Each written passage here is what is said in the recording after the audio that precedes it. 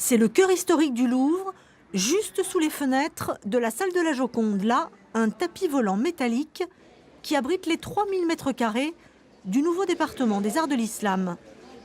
Les Arts de l'Islam, un chantier qui a duré 3 ans et demi. C'est le plus grand projet architectural du Louvre depuis la pyramide en 1989. Aujourd'hui, ce département rassemble 18 000 objets dont la plupart étaient en réserve.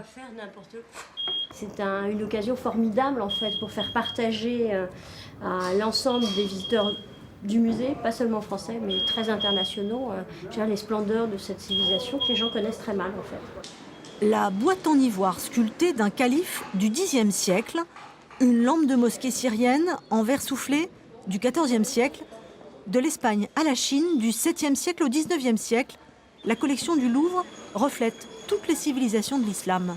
C'est une collection qui s'inscrit dans les collections nationales depuis très très longtemps, mais qui a eu une reconnaissance tardive, qui s'est considérablement enrichie au long des 19e et 20e siècles, puisque vous savez qu'il y a toujours eu ce tropisme en quelque sorte de la France vers les pays, et notamment les pays arabes.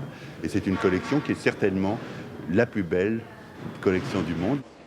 À lui tout seul, ce département a coûté près de 99 millions d'euros, financé pour les 2/3 par des mécènes, comme le roi du Maroc, le prince d'Arabie Saoudite ou l'émir du Koweït.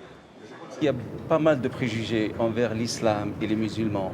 Le contexte actuel, peut-être avec cette inauguration, va permettre à dissiper pas mal de malentendus et surtout des préjugés vis-à-vis des musulmans.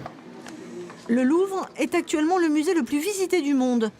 L'ouverture de ce département des Arts de l'Islam va attirer à coup sûr un nombre encore plus grand de visiteurs.